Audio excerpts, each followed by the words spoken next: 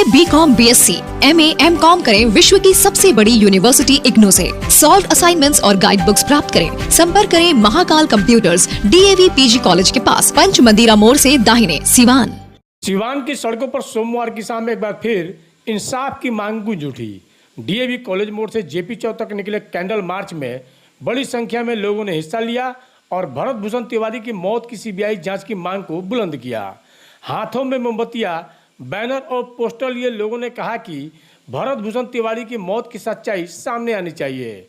प्रदर्शनकारियों का आरोप है कि यह मामला सिर्फ एक व्यक्ति की मौत नहीं बल्कि व्यवस्था पर उठते सवालों का मामला है।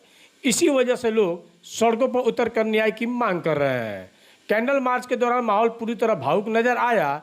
लोगों ने सीबीआई जांच हो, दोषियों को सजा दो और शहीद का दर्जा दो जैसे नारे लगाए। प्रदर्शन में शामिल लोगों का कहना था कि जब तक निष्पक्ष जांच नहीं होगी तब तक यह आंदोलन जारी रहेगा। जन चेतना मंच के बैनर तले आयोजित इस मार्च में समाज के विभिन्न वर्गों के लोग शामिल हुए। आयोजकों ने कहा कि उनकी लड़ाई किसी व्यक्ति विशेष के खिलाफ नहीं बल्कि न्याय और पारदर्शिता के लिए है। फिलहाल भरत भूषण तिवारी की मौत को लेकर बहस और मांगे तेज हो गई हैं। अब सबकी निगाहें प्रशासन और सरकार के अगले कदम पर टिकी है। इस मौके पर अजय तिवारी, राजन तिवारी, किशोर पांडे, दीपू तिवारी, अफजल इकबाल उर्फ सना, राजेश यादव, महितो सोनी सहित सैकड़ों की संख्या में लोग मौजूद रहे। मैं इस घटना से बहुत मर्माहत हूँ और समाज में व्यवस्था परिवर्तन की आवाज उठाने वाले युवा को इस तरह सरेआम हत्या कर देना यह निंदनीय और दंडनीय है।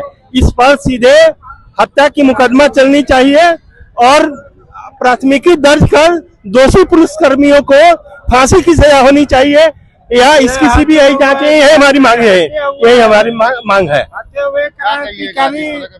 एक क्रांतिकारी का हत्या हुआ है। यह जो है भाजपा का सरकार को इसलिए राजद से तंग होकर भाजपा का सरकार बिहार की पब्लिक ने बनाया कि यहाँ जो है सुशासन की सरकार होगी, लेकिन दुर्भाग्य है कि राजद की सरकार से बहुत ज्यादा हम कहेंगे कि 80% ज्यादा जो है आजकल आप सिवान से यही उठा लीजिए, कोई ऐसा दिन नहीं होता है जो यहाँ क्राइम नहीं होता है, गोली नहीं चलती है।